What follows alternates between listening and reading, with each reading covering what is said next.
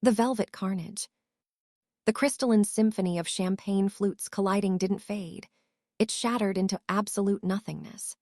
Inside the obsidian rose, an establishment where Wall Street titans purchased senators over dessert, the oxygen itself seemed to crystallize. This wasn't the HVAC malfunctioning.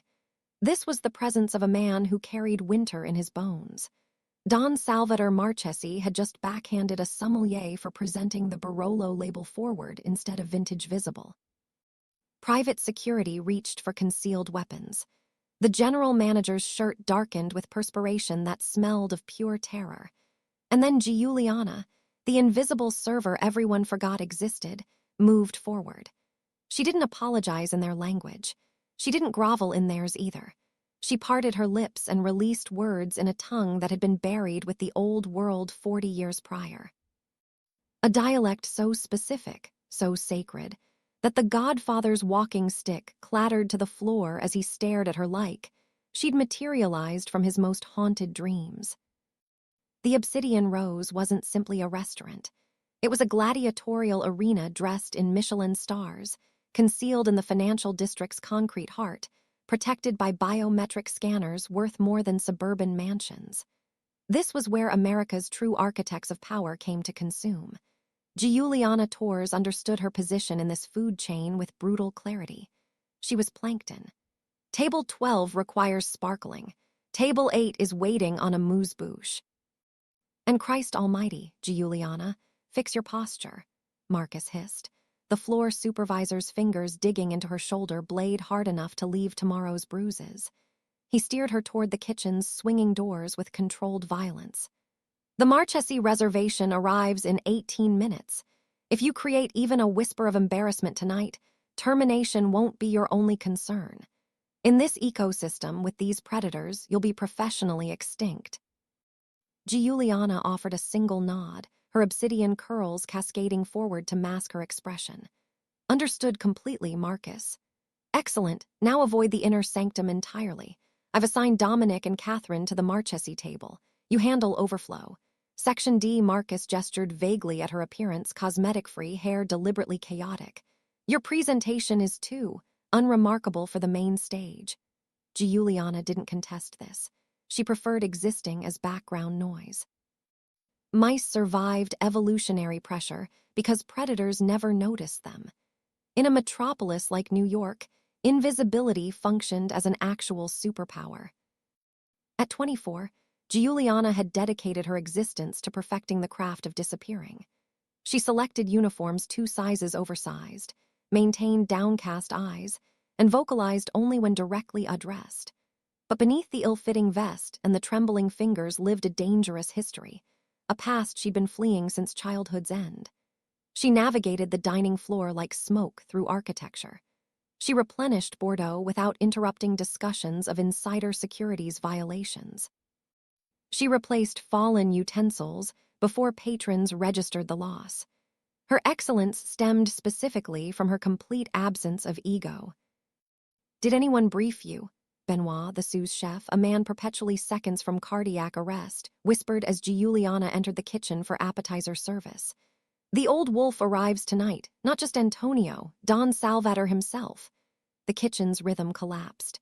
Line cooks abandoned their mise en place. Even the dishwasher's hands went still. I heard Sicily had reclaimed him, a food runner muttered. I heard death was negotiating. Men like Salvatore Marchesi don't negotiate with death, Benoit said, dragging his sleeve across his forehead. They make death wait in the lobby while they finish dinner. Listen carefully. Everything must transcend perfect. If the os obuco lacks depth, we're finished. If the panna cotta breaks, we're corpses. Giuliana collected the oyster presentation. Her hands demonstrated machine precision while others trembled. She possessed knowledge they lacked. She understood that men like Salvatore Marchesi didn't evaluate sodium levels in risotto. They measured respect. She returned to the floor. The restaurant's atmosphere had undergone a transformation, subtle as barometric pressure dropping before a Category 5 hurricane. The standard billionaires, tech disruptors, and hedge fund architects were frantically signaling for checks. They comprehended the hierarchy of apex predators. When the true king approaches the watering hole, everything else evacuates. Giuliana cleared table 19, her awareness flickering toward the entrance. She experienced an inexplicable gravitational pull in her sternum, dread braided with impossible nostalgia. Years had passed since she'd heard the cadences of her earliest memories. Giuliana, Marcus snapped twice from across the room. Service station, invisible, now. She retreated into shadow near the expo line, clutching a water carafe. She compressed herself into non-existence. She observed the entrance. At precisely 8 o'clock, the mahogany doors didn't open, they surrendered. 4 men in charcoal tailoring entered first. Surveillance equipment in their ears, movement patterns suggesting special forces training. They assessed the space with predatory calculation, exits, kitchen access, civilian positions. Then they parted like a ceremonial curtain. Antonio Marchesi entered.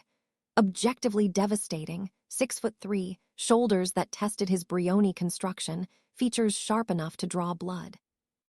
He was the modern prince, the man who'd transformed generational violence into legitimate real estate dynasties. He radiated boredom, danger, and soul-deep exhaustion in equal measure. But the room didn't hold its breath for Antonio. It suffocated for the man gripping his forearm. Don Salvatore Marchesi appeared diminished by age, but his presence consumed available oxygen. He wore a fedora and cashmere that whispered money older than nations.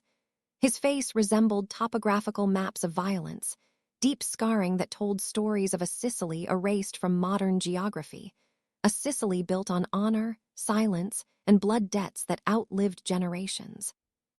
He moved with a cane, though everyone present understood the cane was theater.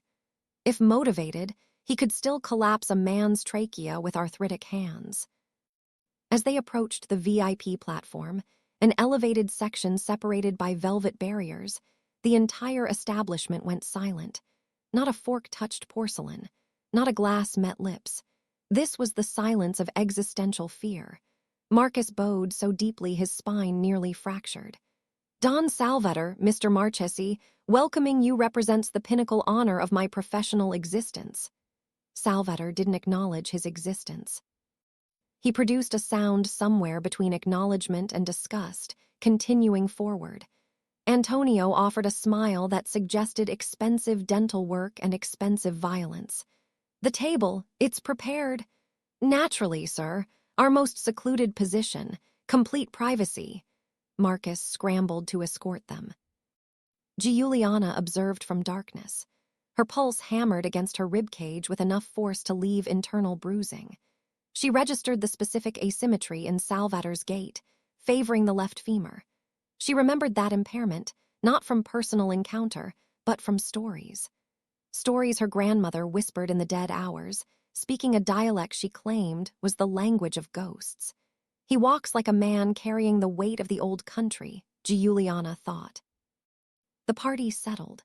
The bodyguards assumed corner positions with military precision. Antonio positioned himself at his father's right hand. Marcus gestured frantically, and his selected server, a young man named Derek with excessive confidence, rushed forward with the wine portfolio. Giuliana felt ice crystallize in her stomach. Derek excelled at upselling Prosecco to tourists, but he didn't understand this universe. He didn't know you never approached before the Don removed his hat. He didn't know you never presented the wine list to the son before the father. Derek stepped to the table, his smile manufactured from plastic and ambition. Good evening, gentlemen. I'm Derek, and I'll be orchestrating your culinary experience tonight. May I begin with sparkling water or perhaps a signature cocktail? Salvatore methodically removed his fedora, placing it on the adjacent chair. He looked at Derek. He didn't speak. Antonio exhaled, massaging his temple. Just water, still, and bring the wine list to me. Derek, desperate to impress, but fundamentally misreading the power dynamic, chuckled. Actually, sir, we have an exceptional Pinot Grigio that complements the Branzino beautifully. Stop! Salvatore's voice sounded like continental plates grinding. Do I appear to you like a man who drinks Pinot Grigio? Derek's complexion drained to bone white. I apologize, sir. I simply meant, leave. Salvator waved dismissively, a gesture typically reserved for stray animals. Derek retreated, trembling. Marcus, observing from the periphery, looked seconds from stroking out. He hissed at Derek with contained fury. Exit immediately. Send Victor. Victor, a veteran server, fastened his jacket and approached. But the damage had metastasized. Salvator was scowling, fingers drumming the white linen. The rhythm was irregular, agitated. Giuliana watched, unable to redirect her attention. She recognized that rhythm. It wasn't random percussion. He was disturbed because the restaurant's air tasted recycled. The music felt synthetic. The respect was performative. He was a man displaced from his era, and he despised every second. He wants bread, Giuliana whispered to herself, but not the artisanal sourdough. He wants the hard crust. She observed Victor pour water. He poured from the left side. Giuliana winced. Wrong side. Salvator's hand struck like a viper, seizing Victor's wrist. The movement was invisible until completion. The carafe rattled. In my house, Salvator said, his voice ascending, silencing the room again. You pour with the right hand. The left hand belongs to the devil. Victor stammered, terrified. My deepest apologies, Don Marchesi. It's simply restaurant protocol to... Protocol? Salvator's palm struck the table. The silverware jumped. I arrive for dinner, not for protocol. You treat me like a tourist. You believe I am some American tourist. Antonio placed a hand on his father's arm. Papa, basta, it's inconsequential. It is not inconsequential. Salvator rose, his face crimson. This place, it possesses no soul, it possesses no memory.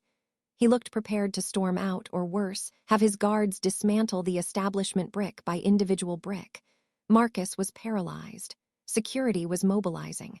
The tension was a physical entity crushing the room. Giuliana didn't think. She didn't calculate probability or consequence. Her body moved before her consciousness could intervene. She grabbed a basket of the rustic hard-crust bread, the staff meal bread, the actually authentic substance, and a bottle of pure olive oil. She walked out of the shadows. The sound of Giuliana's practical work shoes on marble echoed like artillery fire in the silence. She could feel Marcus's stare attempting to incinerate her skull.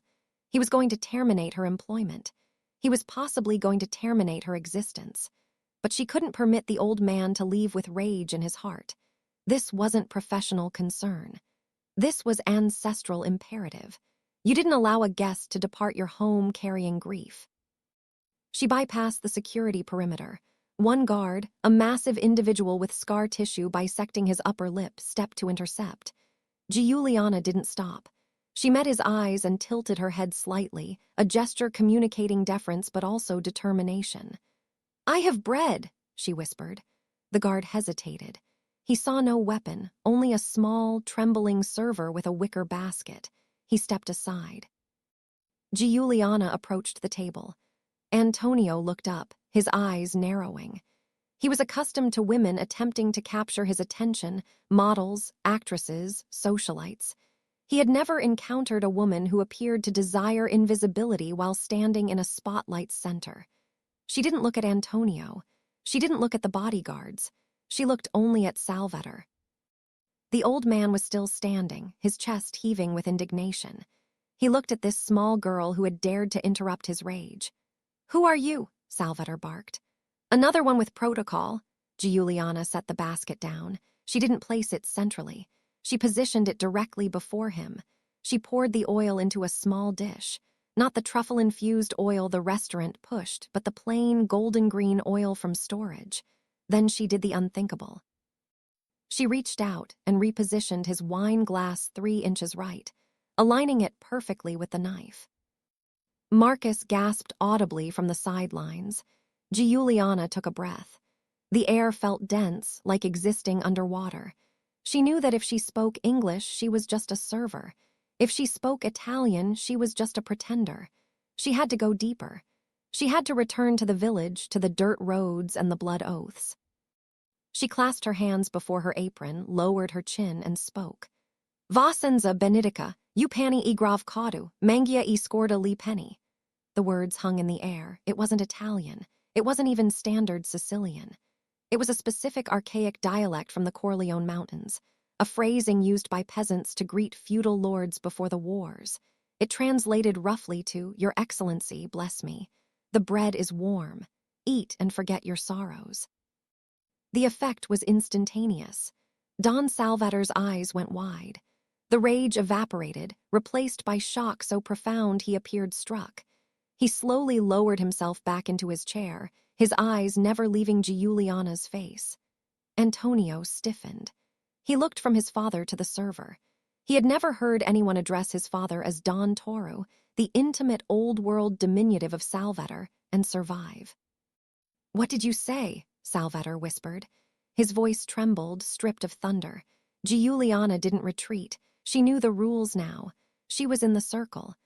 "I said the bread is warm, Don Toro. It is bad fortune to let warm bread go cold while anger heats the blood." She spoke in the same dialect, heavy, guttural, ancient. Salvator reached out a shaking hand. He didn't reach for the bread. He reached toward her face, stopping just inches away as if testing whether she was a hallucination. "Where?" Salvator choked out. "Where did you learn that tongue? Nobody speaks the Arboresce of the valley anymore. They are all dead, or they are all Americanized." "My grandmother," Giuliana said softly, switching to English but keeping the dialect's cadence. "She taught me. She said it was the only way to speak to God and to men who think they are God." A pin drop would have been deafening in the restaurant. Antonio released a short, incredulous breath. A small smile, one of genuine fascination, tugged at the corner of his mouth. He looked at Giuliana with new eyes. She wasn't a mouse anymore. She was a puzzle. Salvator stared at her for a long second, analyzing her face, her bone structure, the shape of her eyes. He was searching for ghosts. "Your grandmother," Salvator said. "What was her name?" Giuliana hesitated. This was the dangerous part, but she had gone too far to lie. Grazia Vital." The name hit the table like a grenade. Salvator's face went pale. He gripped the edge of the table. "Grazia," he whispered. The name seemed to physically pain him. "The baker's daughter, the one who disappeared in 74. Giuliana nodded. "She didn't disappear, Don Toro. She ran. She came here. She baked bread in Brooklyn for 30 years until she died." Salvator closed his eyes. A single tear leaked out of the corner, a sight that would have terrified his enemies more than his gun. The crying of a monster is a terrible thing to witness. He opened his eyes and looked at the bread basket. He broke off a piece of the crust. He dipped it in the oil. He took a bite. He chewed slowly, closing his eyes again. "It tastes like home," he mumbled. He opened his eyes and looked at Marcus, who was cowering by the hostess stand. "You!" Salvator roared, pointing a finger at the manager. Marcus jumped. "Yes, Don Salvator." "This girl," Salvator gestured to Giuliana. "She is not a server tonight. Tonight she eats with us." Marcus's jaw dropped. "Sir, that's against protocol. Staff cannot." Antonio cut in, his voice smooth and deadly. "Marcus, my father just invited a lady to dinner. Are you telling him no?" No, of course not," Marcus squeaked. "Giuliana, please sit." Giuliana froze. "I can't. My shift." Antonio stood up. He walked around the table. He was taller than she expected, and he smelled of expensive tobacco and rain. He pulled out the chair between him and his father. "Giuliana," Antonio said, his voice low, vibrating in her chest. "Nobody says no to Don Salvator." And honestly, he looked her up and down, his dark eyes sparkling with dangerous curiosity. "I really want to know how a 24-year-old server in Manhattan knows the dialect of a village that hasn't existed on a map since World War II. Please, sit." Giuliana looked at the chair. It was a trap, she knew it. By sitting there, she was entering their world. She was exposing herself. But looking at the old man who was looking at her as if she were a resurrected saint, she knew she couldn't refuse. She untied her apron. She dropped it on the server station. She smoothed her skirt, and she sat down at the table of the Mafia king. The dinner that followed was surreal. The entire restaurant watched in covert silence as the shy server broke bread with the Marchesi crime family. Salvator was transformed. He asked her about the recipes Grazia had taught her. He asked if she knew the songs of the harvest. He asked about the specific way to dry tomatoes in the sun. He didn't ask about her life in America. He only cared about the connection to the past. Giuliana answered every question, her confidence growing. When she spoke the dialect, she wasn't Giuliana the server. She was the granddaughter of Grazia Vital. She had dignity. Antonio, however, was quiet. He ate slowly, his eyes never leaving Giuliana. He wasn't interested in tomatoes. He was analyzing her. So, Antonio said during a lull in the conversation. He poured wine into her glass. Brunello, a vintage older than she was. Grazia Vital runs away in 1974. My father was, a captain back then. A soldier, Salvatore corrected, his voice nostalgic. I was a soldier for the Corleonesi. Right, Antonio continued, swirling his wine. She runs away. Why? People didn't just leave the village back then, Giuliana, unless they were chased. Giuliana's grip on her fork tightened. She wanted a different life. She didn't want to be a baker's daughter forever. That's a lie, Antonio said casually. He took a sip of wine. But that's okay. You have beautiful eyes when you lie. Giuliana flushed. I'm not lying. You are. Antonio leaned in closer. Grazia Vital didn't run because she was bored. She ran because she saw something or she took something. Salvatore slammed his hand on the table, making Giuliana jump. Antonio, leave the girl alone. We are eating. I'm just making conversation, Papa, Antonio said, a shark-like grin appearing. I'm trying to figure out why the granddaughter of a runaway baker speaks a dialect that is used as a code by the old guard. Giuliana's blood ran cold, he knew. It's not a code, Giuliana said, her voice shaking slightly. It's just language. It was a language, Antonio corrected. Now it's a shibboleth, a password. Only the families from the inner circle kept it alive to talk business without the feds understanding. My father taught it to me. His father taught it to him, but a baker, no, a baker wouldn't know the formal greeting you used. Va senza benedica, that is what you say to a don. That is not what you say to a customer. Antonio's gaze was piercing. He wasn't charmed by the folklore like his father. He was suspicious. Who are you really, Giuliana? Antonio asked softly. Before Giuliana could answer, the air in the restaurant changed again. The heavy oak doors at the front of the restaurant burst open. This time, it wasn't a respectful entrance. 6 men walked in. They wore leather jackets and jeans, too casual for the obsidian rose. They were loud. They were Russian. At the center was a man named Viktor Petrov. He was a brute of a man, known for running the ports in New Jersey. He had been encroaching on Marchesi territory for months. The music didn't stop this time. It was drowned out by the heavy boots of the Russians.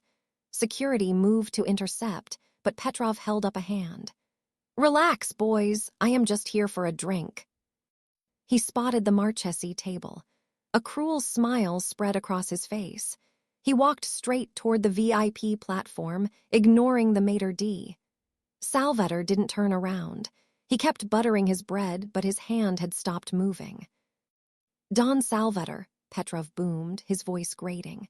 I didn't know you were back in town and having dinner with the help. He sneered at Giuliana. Antonio stood up slowly, buttoning his jacket.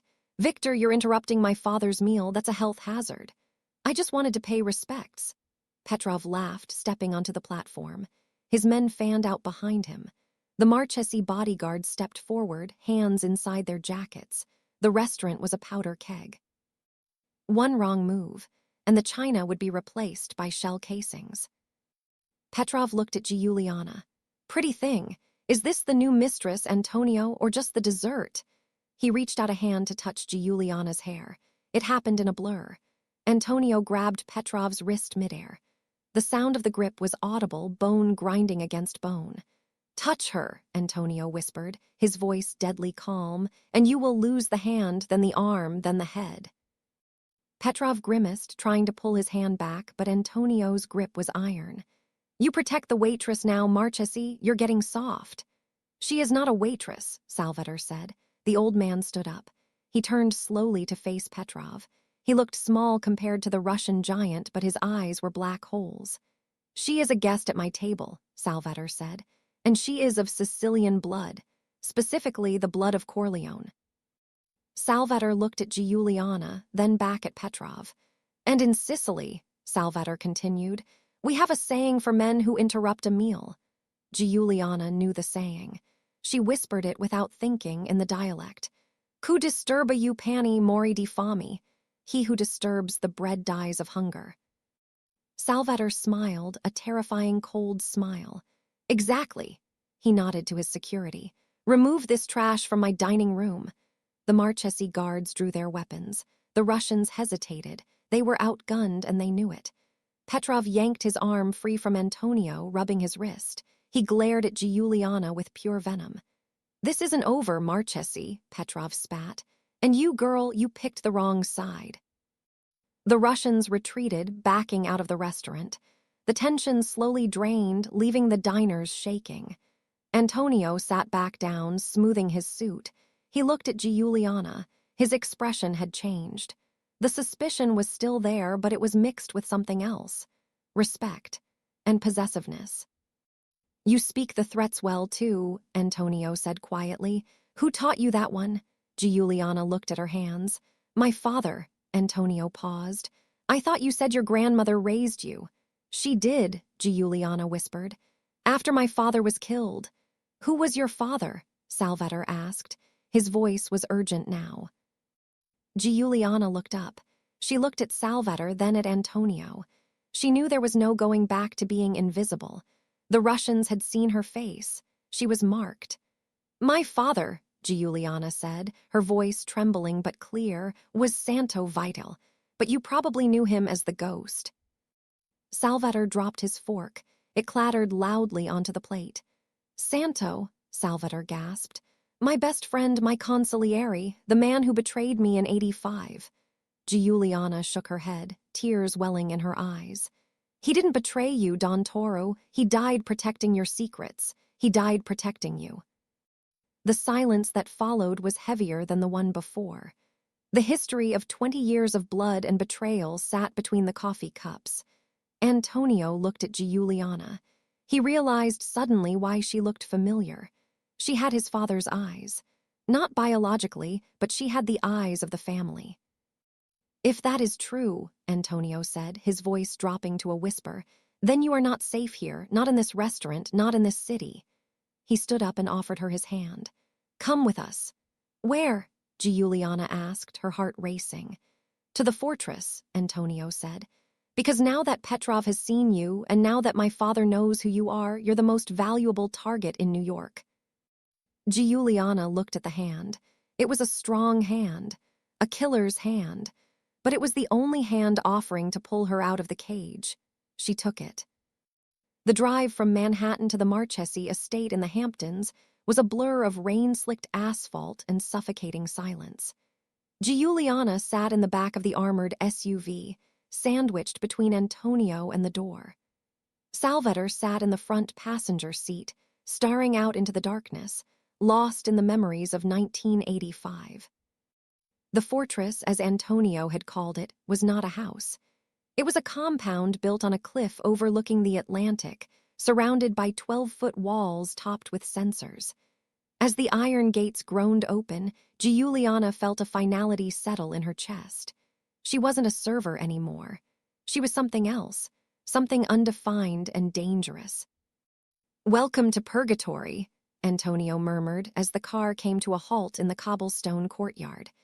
Inside, the house was a museum of cold marble and dark mahogany. It was beautiful, but it lacked the warmth of the bakery she had grown up in. It lacked the smell of yeast and vanilla. Here, the air smelled of lemon polish and gun oil. "Take her to the East Wing," Salvator ordered the house staff, an older woman named Maria who looked like she had seen too many bodies buried in the garden. "Get her clothes that fit. Burn that uniform." "No," Giuliana said. Her voice was quiet, but it echoed in the cavernous foyer. Antonio stopped halfway up the stairs. He turned, looking down at her. "No, I keep the uniform," Giuliana said, clutching the hem of her cheap black skirt. It reminds me of who I am when the world isn't looking. And she hesitated. My name tag. It has my grandmother's handwriting on the back. Antonio walked back down the stairs, step by slow step. He stopped in front of her, towering over her petite frame. The air between them crackled with a strange electricity, fear mixed with an undeniable attraction. You are stubborn, Antonio said softly, like your father. You didn't know him, Giuliana countered. I knew of him, Antonio corrected. He was the only man my father ever trusted, and the only man who broke his heart. If you are his daughter, you have dangerous blood, Giuliana. Blood that betrays. He didn't betray anyone, she insisted, her eyes flashing. He was framed. Grazia told me everything before she died. She gave me the proof. Salvator spun around, his cane clacking loudly on the floor. Proof? What proof? Giuliana bit her lip. She had said too much. She gave me a key. She said it opens the truth, but I never knew what it was for. I just kept it safe. Where is it? Antonio demanded, his voice sharpening. It's sewn into the lining of my winter coat, Giuliana whispered. Back at my apartment in Queens. Antonio cursed under his breath. Queens, we have to go back. Tonight is too dangerous, Salvator interjected. Petrov is hunting. We wait until dawn. We plan. He looked at Giuliana with a mixture of sadness and hope. Go with Maria. Rest. Tomorrow we find out if my best friend was a traitor or a martyr. That night, Giuliana lay in a bed that cost more than her entire education. The sheets were Egyptian cotton, but she couldn't sleep. She walked to the balcony. The wind whipped her hair. She sensed him before she saw him. Antonio was standing on the adjacent balcony, a glass of whiskey in his hand, his tie undone. You shouldn't be out here, he said, not looking at her. Snipers. You're out here, she replied. I'm harder to kill. He turned to face her. The moonlight softened the harsh angles of his face. Why did you stay hidden for so long if you knew who you were? Because I wanted a life, Giuliana said honestly. I wanted to be Giuliana the server, not Giuliana the Mafia princess. I saw what this life did to my grandmother. She was always afraid. Every knock at the door, she jumped. I didn't want that. And now? Antonio asked, stepping closer to the railing that separated them. Now I'm in a fortress with the Prince of New York, she said, a small, sad smile playing on her lips. I guess destiny is persistent. Antonio stared at her. For the first time, he didn't see a liability. He saw a woman of immense courage. A woman who had walked into the lion's den with a basket of bread to save an old man's dignity. You're not a princess, Giuliana, Antonio said, his voice rough. You're a queen in hiding, and I'm going to help you get your crown back. The dawn brought a gray, steel-colored sky. The convoy left the estate at 5 a.m., 3 SUVs, heavy security. Giuliana rode with Antonio again. He was checking a semi-automatic pistol, sliding the magazine in with a practiced click. Do you know how to use one? He asked, holding it out. Giuliana looked at the gun. No, I know how to use a paring knife and a corkscrew. Antonio smirked, a genuine expression that momentarily lit up his dark eyes. Deadly in the right hands, but today, stick to me. If I move, you move. If I drop, you run. I don't run, Giuliana said quietly. They reached her apartment building in Queens an hour later. It was a rundown brick building near the subway tracks. The street was quiet, too quiet. Stay in the car, Antonio ordered the driver. Team 2, cover the exits. Team 1 on me. They moved up the stairwell, silent shadows. When they reached the 4th floor, Giuliana's heart sank. Her door was already ajar. The wood was splintered around the lock. Stay behind me, Antonio signaled. He pushed the door open with the barrel of his gun. The apartment was destroyed. The mattress was slashed. The drawers emptied. The few pictures on the walls smashed. It looked like a hurricane of rage had passed through. They were looking for it, Antonio whispered. Giuliana rushed to the closet. It was empty. Her clothes were scattered on the floor, shredded. My coat, she gasped, dropping to her knees, frantically sifting through the pile of fabric. It was a gray wool coat. It's gone. Antonio scanned the room. Petrov's men, they beat us to it. No. Giuliana felt tears prick her eyes. That key, it was the only thing I had left of them. Suddenly, the radio on Antonio's shoulder crackled. Boss, we have movement on the roof, and black SUVs pulling up downstairs. It's a trap, ambush, Antonio yelled. Move now. Bullets shredded the window glass before he finished the sentence. Antonio tackled Giuliana, covering her body with his own as debris rained down on them. The sound was deafening. The sharp crack of sniper fire mixed with the roar of automatic weapons from the street below. The fire escape, Antonio shouted, dragging her up. Go! They scrambled out the back window onto the rusted metal grate. Below, in the alley, Russian mercenaries were pouring out of vans. Up, Antonio commanded. We go to the roof, we jump to the next building. I can't jump that, Giuliana screamed over the gunfire. You can if you want to live. They sprinted up the iron stairs. A bullet pinged off the railing inches from Giuliana's hand. She didn't scream. She just focused on Antonio's back. He was her shield. They reached the roof. The gap between her building and the next was 6 feet, a terrifying drop to the concrete alley below. I throw you, Antonio said, grabbing her waist. You catch the ledge, I follow. Antonio, look out, Giuliana screamed. A man had emerged from the roof access door behind them, a massive Russian with a scar across his eye. He raised a shotgun. Antonio didn't hesitate. He spun, shielding Giuliana, and took the blast. The impact threw him backward, but his Kevlar vest absorbed the buckshot. He groaned, winded, but fired his pistol 3 times. The Russian fell. Antonio, Giuliana cried, grabbing his arm. I'm fine, he gritted out, though his face was pale. Jump, now. He grabbed her and threw her across the gap. She landed hard on the gravel of the adjacent roof, rolling to break the fall. She scrambled up, turning back. Antonio leaped. He landed heavily, favoring his left side. He was hurt. Come on, she said, adrenaline giving her strength she didn't know she had. She grabbed his good arm and pulled him up. They ran across the rooftops, the sounds of sirens wailing in the distance. They found a fire escape on the far side of the block and descended into a chaotic market street, blending into the morning crowd. They slumped into a narrow alleyway behind a bodega, gasping for air.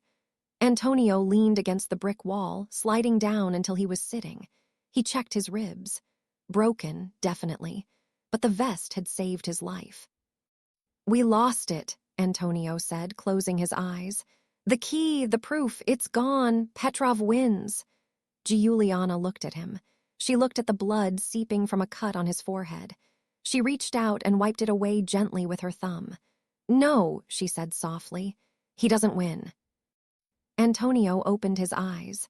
They took the coat, Giuliana. Giuliana reached down to her shoe. She unlaced her sturdy work boot, the ugly non-slip shoes Marcus hated. She pulled the sole back. There was a small slit in the rubber. She pulled out a small silver key. Antonio stared at it, then at her. He started to laugh, a wheezing, painful sound. You said it was in the coat. I lied, Giuliana said, a mischievous glint in her eyes.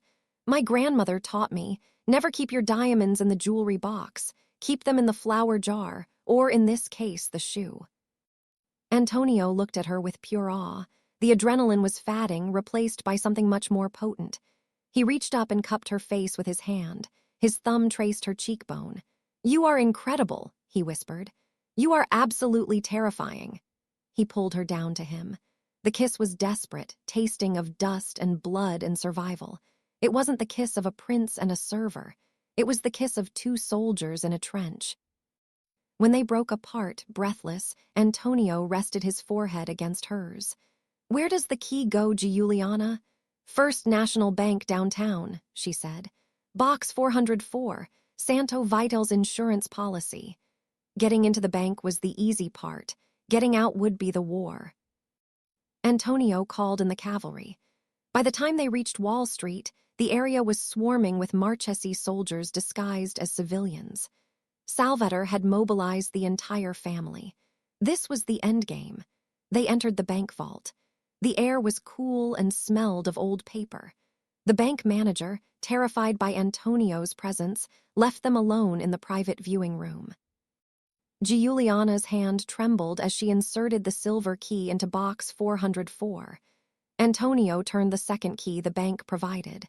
The box slid out. Inside, there was no money. There were no diamonds. There was a single leather-bound ledger and a cassette tape. "The 80s," Antonio muttered. "Of course it's a tape." They didn't have a player, but they opened the ledger. Antonio scanned the pages. His eyes widened. "My God, this isn't just about the stolen shipment in '85. This is everything. Santo was tracking Petrov's dealings with the feds. Look." He pointed to a column of dates. "Petrov wasn't just stealing from my father. He was an informant. He was selling out the other families to the FBI to clear the path for his own empire. He framed your father because Santo found out."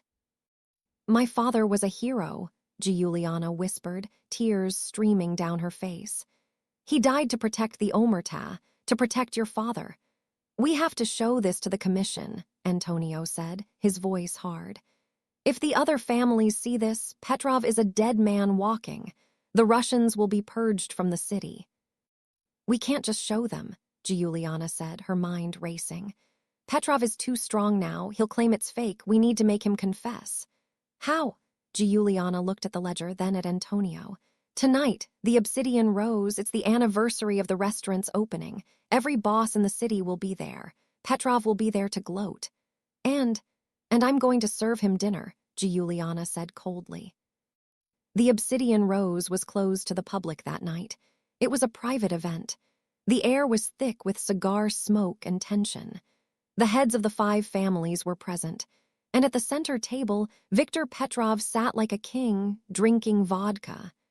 Salvator Marchesi was there, looking frail and defeated. He had played his part well. "So, Salvator," Petrov boomed, "I hear your son had a little accident in Queens this morning.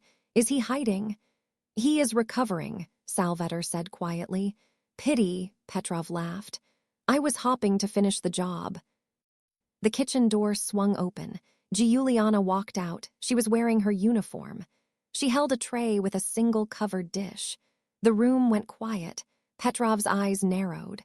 "The waitress, you're alive. You have 9 lives, girl." Giuliana walked straight to Petrov's table. She didn't shake. She didn't look down. "Dinner, Mr. Petrov," she said. "I didn't order," he sneered. "It's a specialty of the house," Giuliana said.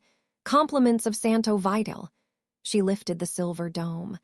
On the plate, there was no food. There was the cassette tape and a single dead fish wrapped in a copy of the ledger page. Petrov's face went white. Giuliana stepped back and raised her voice, speaking clearly to the entire room. But she didn't speak English. She spoke the dialect, the language of the bosses. "Kistu igrav you kuntu do traditory." This is the bill of the traitor. She pointed at Petrov. "This man is a rat. He sold you all to the FBI in '85. He killed Santo Vidal to hide his shame. And he has been stealing from your ports for 20 years.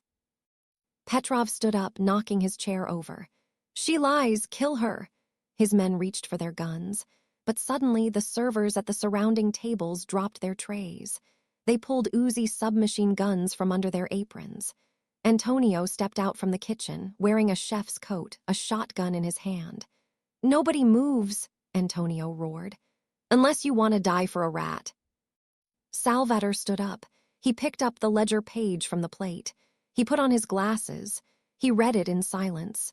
Then he passed it to the Don of the Gambino family sitting nearby. The Gambino Don read it. He looked at Petrov. The look was not angry. It was disappointed, which was worse. "Victor," the Gambino Don said, "is this your signature on the FBI informant document?" Petrov looked around. He was surrounded, the 5 families, the Marcheses, and the girl. "It was business," Petrov screamed. "It was just business." "No," Salvator said, walking up to him. He looked at Giuliana. "Giuliana, the knife." Giuliana picked up the steak knife from the table. She handed it to Salvator. "For Santo," Salvator whispered. But he didn't strike. He handed the knife to Giuliana. "Your blood," Salvator said. "Your justice." Giuliana looked at the knife. Then she looked at Petrov, the man who had made her an orphan, the man who had forced her grandmother to live in fear. She drove the knife into the table, deep into the wood, inches from Petrov's hand.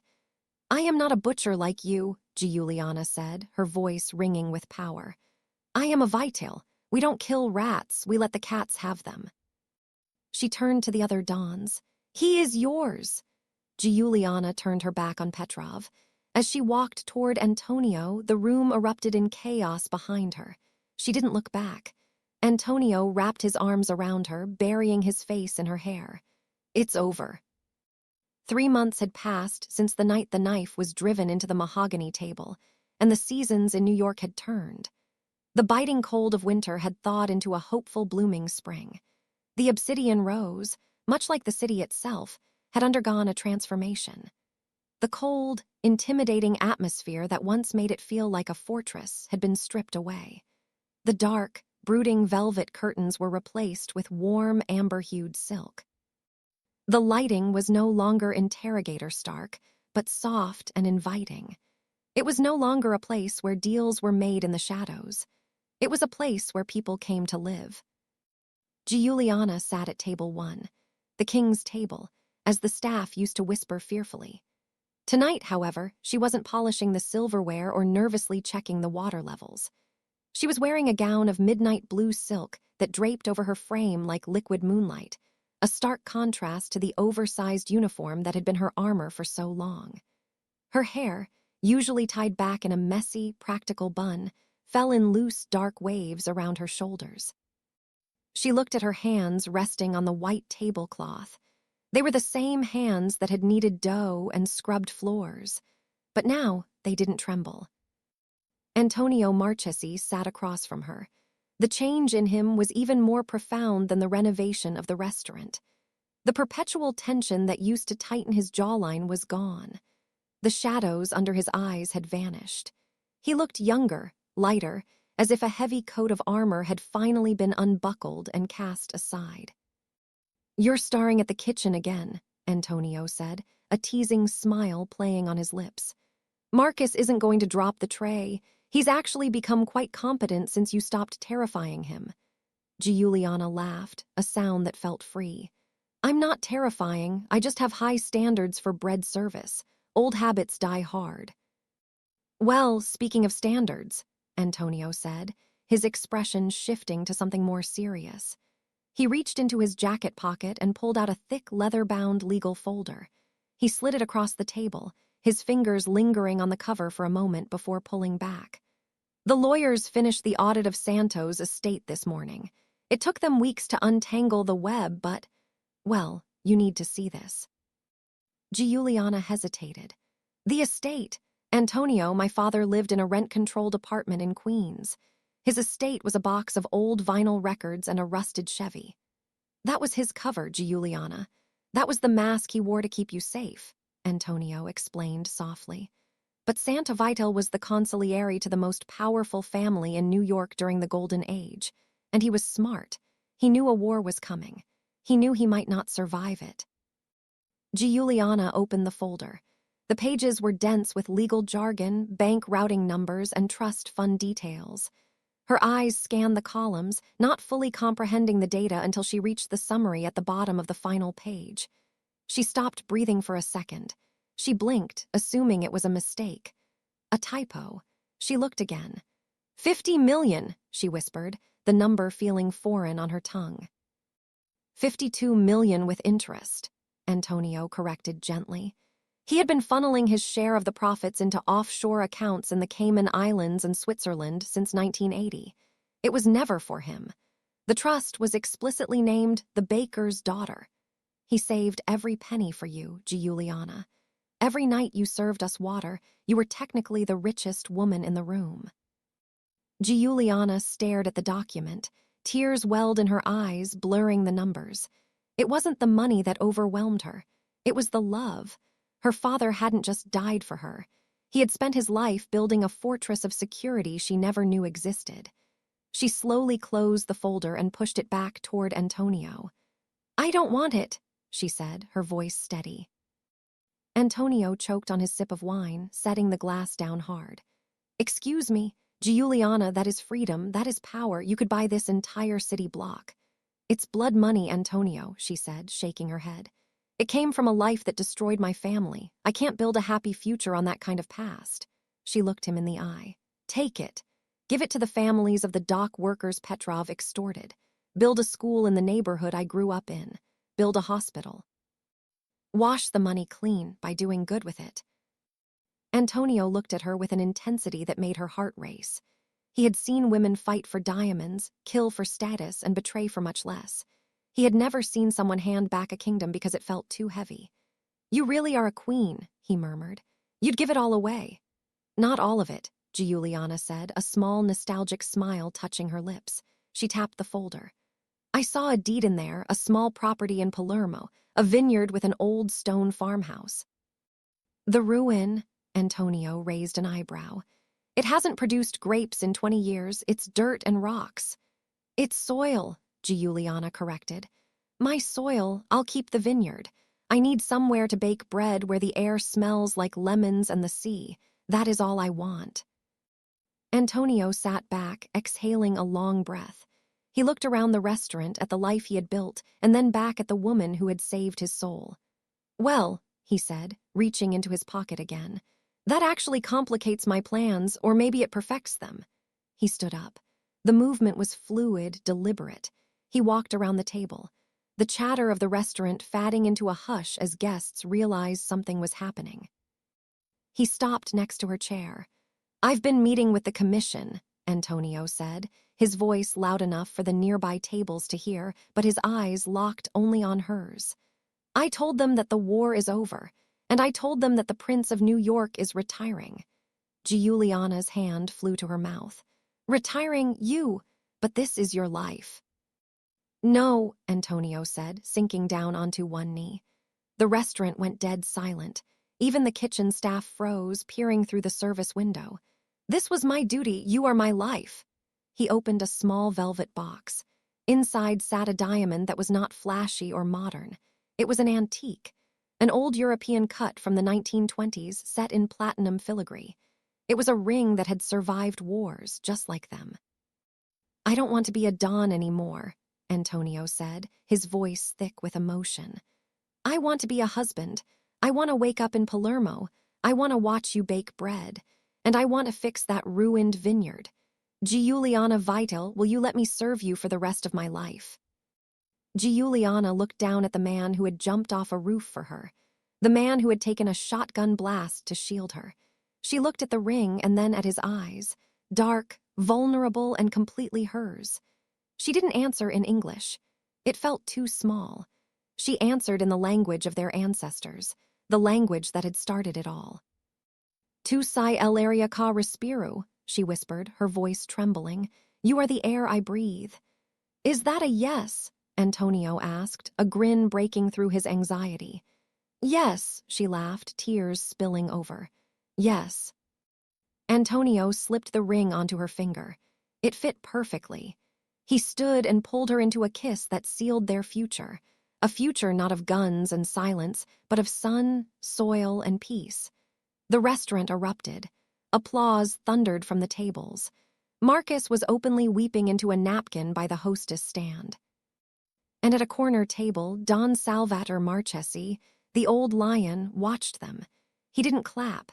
He simply broke a piece of crusty bread, dipped it in olive oil, and raised it toward them in a silent toast. The cycle of blood was broken. The feast of life had finally begun. So the next time you overlook the quiet person serving your coffee or cleaning your table, remember Giuliana.